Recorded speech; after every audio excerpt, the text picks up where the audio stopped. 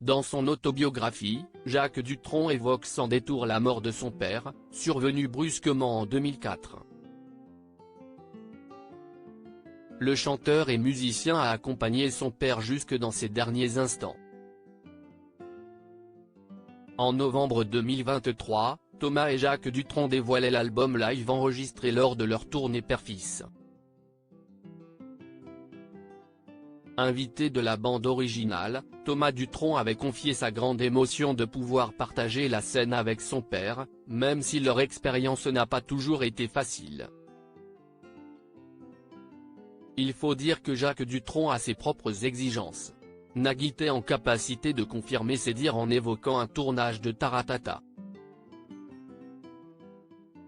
Je me souviens, quand on avait fait Taratata ensemble, j'avais reçu des consignes très précises de l'heure à laquelle il fallait que ça commence, de l'heure à laquelle il fallait que ça se finisse, parce que Jacques ne voulait pas que ça traîne, s'était-il souvenu. S'il était à cheval sur l'heure, Jacques Dutronc n'a pas pour autant boudé son plaisir de rester davantage en loge. Au moment où ça s'est terminé, ça a duré bien 3 heures de plus avec Buff, un concert improvisé, note de la rédaction, dans les loges, guitare et puis tout était improvisé. Après une mauvaise chute en novembre, Jacques Dutronc ne sortait pas seulement l'album en commun avec son fils.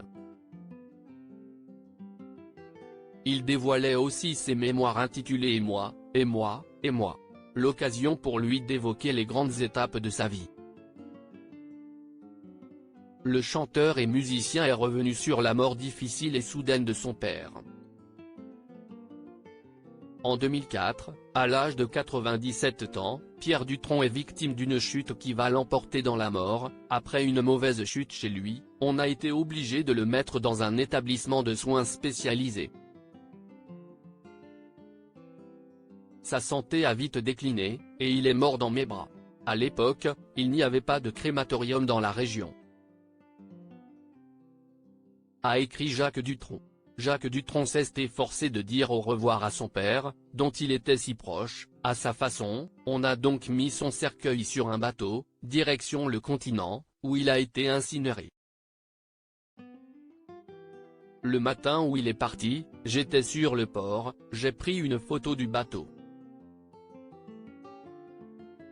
Quand je l'ai regardé plus tard, le bateau n'y était pas. Invisible. Il avait disparu.